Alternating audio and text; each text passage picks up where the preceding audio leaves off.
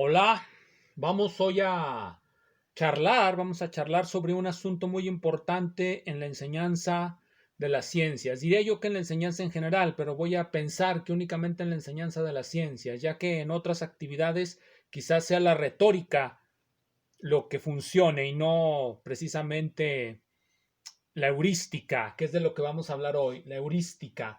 Para guiarnos en esto, vamos a utilizar un libro que se llama Matemática, Ciencia y Epistemología de Imre Lakatos, particularmente uno de los artículos que vienen aquí, que se titula El método de análisis síntesis, y vamos a tener en cuenta también a Apolia, cómo plantear y resolver problemas matemáticos.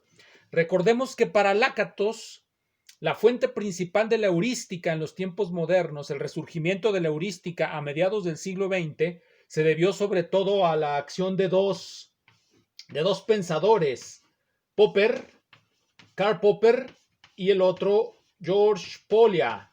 Como todo mundo sabe, Popper era filósofo, Popper es un filósofo y Polya un matemático. Uno de los libros fundamentales de Polya es Cómo plantear y resolver problemas.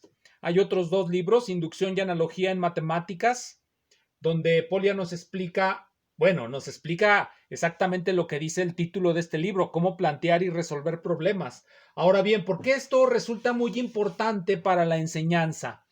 Porque generalmente cuando queremos enseñarle a nuestros estudiantes cómo resolver un problema, nosotros partimos de, digámoslo, en física o en matemáticas, partimos de enunciar primeros principios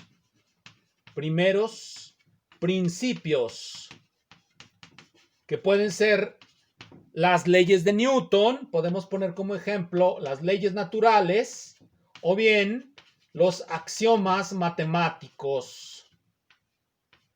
Podemos poner eso como ejemplo. Así que en física se les enseña las leyes de Newton, en matemáticas se enseñan los axiomas que siguen los grupos de números, los cuerpos de números, los números reales, cómo se suman, restan y dividen, y así se va construyendo todo a partir de primeros principios. Y todo eso parece como muy extraño a muchos estudiantes, en particular a mí siempre me pareció muy extraño. Vamos de los primeros principios a los problemas.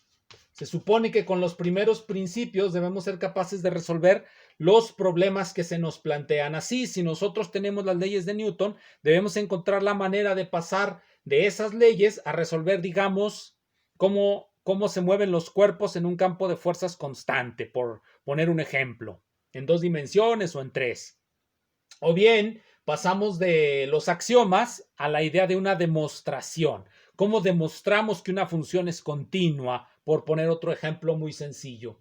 Entonces, esta es más o menos la idea que se nos da en cualquiera de esos cursos de física, de matemáticas, pero nunca se nos dice cómo llegamos a los primeros principios, cómo pasamos, por decirlo así, de los primeros principios a los problemas queda claro, pero de los problemas, porque los problemas son lo que vemos todos los días. Nosotros vemos los objetos caer, nosotros vemos los objetos en caída libre, nosotros utilizamos los números, los sumamos, los multiplicamos, pero ¿cómo pasamos pues de lo que vemos, que podemos también llamarle los hechos, cómo pasamos de los hechos a los primeros principios?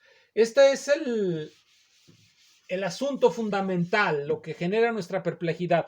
¿Cómo vamos a encontrar los primeros principios? ¿A partir de qué?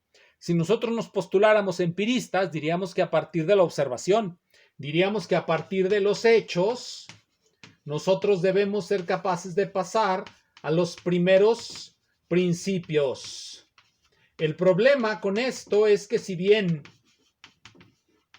y esto es algo que nunca queda perfectamente explicado, lo que hacemos aquí es lo que se denomina una inducción. Y la inducción no tiene garantía. El hecho de que observemos que algo sucede no significa que siempre va a suceder. Si los primeros principios se enuncian como leyes que valen para todo cuerpo, digámoslo así, para todo cuerpo que tiene una masa, va a ser atraído por otro que tenga una masa en razón inversa al cuadrado de sus distancias. Para todo cuerpo, he ahí la cuantificación. Pero nosotros nunca vemos todos los cuerpos, solamente vemos un cuerpo en particular Y de hecho no vemos que algo lo atraiga, nosotros vemos que cae al suelo, le decimos caer, no que es atraído. Ya desde ahí nuestro sistema tiene problemas. Nosotros pues se nos dice hacemos una inducción de los hechos a los primeros principios. Lácatos, en el libro que les dije, en el artículo que mencioné, nos cuenta cómo esto generaba un circuito, lo que se denominaba el circuito cartesiano. El circuito cartesiano era más o menos así. Pasábamos de los hechos a los primeros principios y de los primeros principios a los hechos. Esto era una analogía, aquí lo voy a poner, analogía para las ciencias de lo que era el circuito de Pappus, lo que era el análisis síntesis original. El análisis es el que nos lleva de los primeros principios a los hechos y la síntesis es la que nos lleva de los hechos a los primeros principios. Entonces, en matemáticas era para lo que se usaba, en particular en geometría, pero ahora volveré sobre esa distinción entre la demarcación entre matemáticas y ciencia, geometría y física. Y vamos a poner la analogía. La analogía era que partíamos de los ejemplos a los teoremas y de los teoremas a los ejemplos. Como ya mencioné, cuando pasamos de los ejemplos a los teoremas tenemos lo que se llama síntesis. Los teoremas serían la síntesis de una miríada de ejemplos. De la misma manera, las leyes naturales son la síntesis de una miríada de hechos, de miles de hechos. Son la representación económica, por utilizar la terminología de Mach. Entonces, la síntesis nos lleva de los ejemplos a los teoremas y el análisis nos debe de llevar de los teoremas a los ejemplos. Los ejemplos son la descomposición de los teoremas, porque los teoremas, en la medida en que se enuncian como para todo, pues son cuantificadores universales que cuando se toman sus elementos en particular, pues deben de caer en los ejemplos particulares. Había esta analogía. Descartes desdeñaba, por supuesto, se sabe bien, desdeñaba la lógica silogística aristotélica, que es simplemente el paso de los teoremas a los ejemplos, es decir, la lógica silogística aristotélica es un ejemplo de análisis, pero no de síntesis. La síntesis, creía Descartes, es lo que realmente genera conocimiento nuevo, en tanto que el análisis lo único que hace es mostrarnos lo que ya sabemos. Por supuesto, no es trivial el análisis, como vamos a ver. Entonces, más o menos esa es la idea que subyace a la revolución científica cartesiana. Generar este circuito en analogía con el circuito de Pappus. Vamos a generar nuevo conocimiento, es decir, los primeros principios de la ciencia, las leyes naturales a partir de los hechos. Bien, esa sería más o menos la idea. ¿Cuándo se derrumba todo esto? Bueno, esto se derrumba cuando se descubre que hay una diferencia fundamental entre la deducción, y aquí ya debemos de empezar a hablar con propiedad, la deducción, la inducción y cualquiera de sus variantes.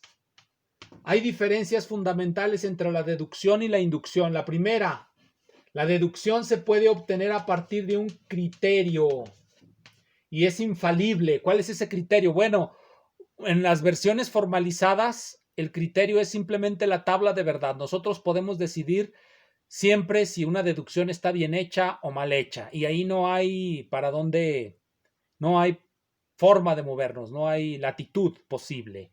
La inducción, sin embargo, no es criterial, es lo que se denomina reflexiva, porque no hay un criterio que nos diga cuándo hemos hecho bien una inducción. De hecho, todas las teorías probabilistas, y eso es algo que Lácato se la pasa hablando mucho de ello, las teorías probabilistas de la inducción fracasan y de acuerdo a la filosofía popperiana deben de fracasar siempre. Ya, recordemos que Lácato es un popperiano.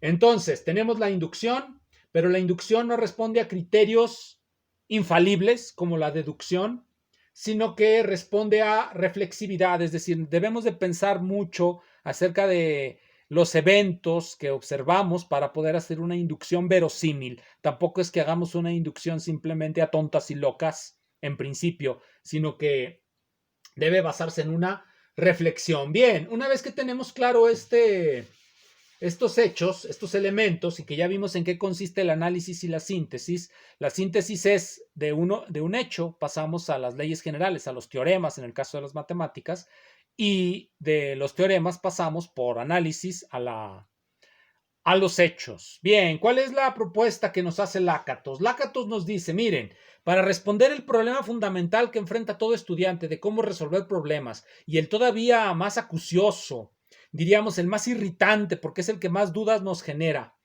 ¿Cómo se llegó a los primeros principios? ¿Cómo Newton descubrió sus leyes? ¿Cómo supo tanto Newton? Pero olvidémonos de Newton. ¿Cómo supo tanto Hegel para descubrir las leyes inmutables e infalibles de la historia que tanta gente le achaca y que tanta gente cree, como hemos estado discutiendo en otros videos? Bien, pero quedémonos con Newton. Ya sabemos que Hegel descubrió todo por iluminación, o como decía Spinoza Proa, iluminaciones poéticas. Bueno, aquí no hablamos de iluminaciones poéticas. Aquí vamos a empezar hablando de algo muy sencillo. Ensayo y error. Vamos a decir de una vez, para no eliminar el aire de paradoja que supongo Lakatos quería darle a esto, el ensayo y el error es el origen de todas las grandes teorías en física y matemáticas, en biología, en todo. Incluso, bueno, no sé si en filosofía, yo creo que ahí no hay ensayo y error. Como ya dijo Spinoza Proa, ahí hay iluminación poética. Pero dejemos eso para otra ocasión, ensayo y error. El sencillo ensayo y error es el origen de algo que es ya un poco de mayor nivel, que es la conjetura.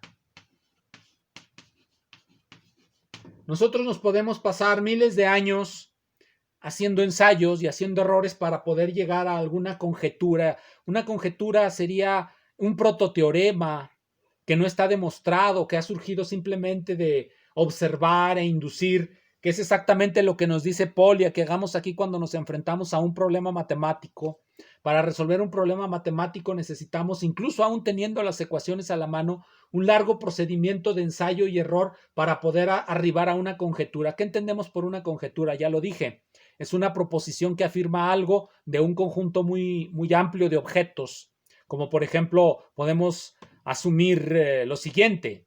En el caso del tiro libre, el tiempo de ascenso es exactamente el mismo que el tiempo de descenso. Eso es algo que es una conjetura que surge a partir de hacer ensayos y errores, digamos, experimentos, observaciones, así sencillamente, pero podemos pasar a una conjetura más poderosa, de más alto nivel, que diga, sí, en el caso del tiro libre, el tiempo de ascenso es exactamente igual al tiempo de descenso, entonces la energía se conserva y estaríamos diciendo que estamos llegando ya a cosas muy profundas. Bueno, si tenemos la conjetura, ¿qué debemos de hacer? Debemos de proponer la mala palabra para todos los idealistas, la demostración. Los idealistas, a diferencia de los realistas, ya lo saben todo porque todo está en el ser humano. Pero los realistas, que saben que no todo está en el ser humano, se las pasan muy mal cuando hablan de demostraciones. La demostración, ¿cómo la vamos a obtener? Bueno, tenemos nuestra conjetura y necesitamos hacer una demostración. Para poder llegar a esa demostración ocurre lo que vamos a llamar el inverso del análisis. Para poder ir integrando la demostración de la conjetura, nosotros necesitamos hacer el análisis de la conjetura, el análisis objetivo de la conjetura para poder establecer la demostración. ¿Pero qué quiere decir el análisis objetivo de la conjetura? Bueno, consiste en descomponer la conjetura en subconjeturas. Hacemos una descomposición de la conjetura en subconjeturas. Esas subconjeturas, si nos parecen muchísimo más evidentes, se pueden llamar con el lenguaje de Lakatos lemas ocultos, y se llaman ocultos porque a veces no son evidentes y a veces son evidentemente falsas. Hacemos subconjeturas y esas subconjeturas nos van a servir para hacer nuestra demostración. Ahora bien, en la medida en que la demostración surge de subconjeturas que no tenemos muy claras en principio, esta demostración se va a llamar una primera demostración ingenua. La demostración ingenua nos va a producir el primer resultado, el teorema ingenuo. ¿Por qué se llama teorema ingenuo? Bueno, vamos a explicarlo. Vamos a pasar ya de nuestro diagrama. Vamos al siguiente. Vamos a empezar ahora del teorema ingenuo. ¿Cómo llegamos al teorema ingenuo? El teorema ingenuo puede tardarse mucho tiempo en surgir. En el caso de los ejemplos de Lakatos, nosotros vemos cómo surge el famoso teorema de Descartes-Euler. Pasa primero por la fase de conjeturas, de ensayo y error. Una vez que tenemos la conjetura, la vamos descomponiendo en subconjeturas, lo que se llamó la prueba de Cauchy, y así le vamos haciendo y obtenemos un teorema, el teorema ingenuo. ¿Por qué se llama ingenuo? Porque no hemos hecho patentes las subconjeturas. ¿Cuándo se hacen patentes las subconjeturas? Cuando hay un contraejemplo. Hay varios tipos de contraejemplos. Yo no voy a enunciarlos todos. Hay varios tipos. Está el contraejemplo global que va contra todo el teorema. Está el contraejemplo local que va contra uno de los lemas ocultos del teorema. Y hay más. Una vez que nos damos cuenta de los contraejemplos, hay varias estrategias para tratar de rescatar el teorema ingenuo. Tampoco voy a enunciar aquí todas las estrategias, solamente voy a poner una de esas estrategias. Una vez que nos damos el contraejemplo, lo que hacemos es integrar la conjetura, las subconjeturas ingenuas. Si este es un contraejemplo local que va dirigido contra una subconjetura, entonces lo que hacemos es sacar a la luz la subconjetura ingenua o lema oculto. Sacamos a la luz el lema oculto y una vez que le integramos el lema oculto, tenemos el teorema mejorado. Pasé por alto todas las estrategias que se pueden urdir para evitar el contraejemplo. Cuando queremos evitar el contraejemplo podemos portarnos muy conservadores, que es como le hacen la mayoría de los idealistas filosóficos. Cuando hay un contraejemplo a sus tesis, lo primero que hacen es negar que haya un contraejemplo. No existen los contraejemplos. Ya se tiene el teorema, está demostrado, por lo tanto el contraejemplo debe de ser un malentendido. Es decir, no aceptan el procedimiento de descomposición para probar el teorema que hicieron. Es decir, no aceptan que el teorema es ingenuo porque pues no puede ser ingenuo. Y eso es una de las estrategias para no avanzar, diría yo, una de las estrategias del atraso. Pero una vez que tenemos el teorema ingenuo y aceptamos el contraejemplo, podemos pasar del teorema ingenuo al teorema mejorado. Y hay varias variedades de teoremas mejorados y así va a ir surgiendo la poderosa y abigarrada formación de sistemas axiomáticos o de teorías físicas. Empiezan siendo algo de muy bajo nivel. Las teorías empiezan siendo algo muy sencillo, muy simple, puras conjeturas ingenuas, puros teoremas ingenuos, que una vez que se han vuelto parte de la crítica, y por eso es importante la crítica, y aquí quiero mencionarlo constantemente, es muy importante la crítica, porque sin ella nos vamos a mantener siempre estancados en un teorema ingenuo o en una afirmación ingenua respecto de algo. Necesitamos siempre aceptar los contraejemplos o analizar críticamente los contraejemplos y ver si de verdad están dando contra uno de los lemas ocultos que tenemos. Bien, pero vamos a volver a aquello de donde empecé. Donde empecé es en qué consiste el método de análisis-síntesis. El método de análisis-síntesis que Lakatos transformó en el método de pruebas y refutaciones consiste simple y sencillamente en, partiendo del hecho, partiendo de un ejemplo, digámoslo así, cuando queremos resolver un problema, se nos dice, demuestre que el tiempo que tarda una partícula en ascender, en el caso del tiro libre, es el mismo que tarda esa partícula en descender. Ese es un teorema. Debe ser el resultado de un conjeturar ingenuo.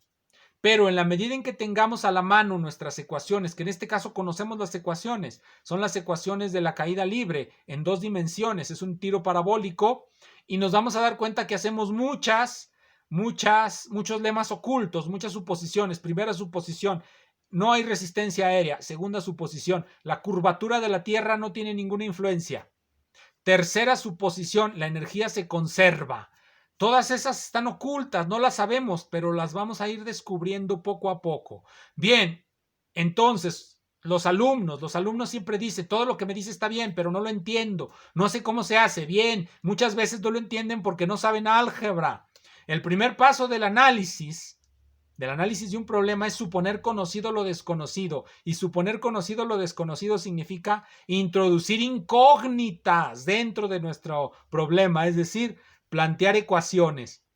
Una vez que se introducen las incógnitas y se plantean las ecuaciones, se trabaja como se trabaja en el álgebra, se supone que son conocidas, y esto es lo que genera problemas, porque ¿qué significa que una cosa que yo llamo X, una variable X, es conocida? Pues significa que voy a operar con ella como si de verdad existiera, como si fuese un número efectivo, real, como si fuese un 5 y yo me pusiera a sumar 5 con otros 5. Pero yo no sé si existe de verdad esa variable, estoy suponiendo que existe. Y una vez que supongo que existe, debo de obtener un conjunto de ecuaciones a partir de el uso de la variable y de ciertas suposiciones. Y puedo obtener dos resultados como resultado final de esto, como conclusión. Número 1, primer resultado. El problema tiene una solución. Ese es lo que yo quiero. Número 2, el problema no tiene soluciones, no tiene una solución.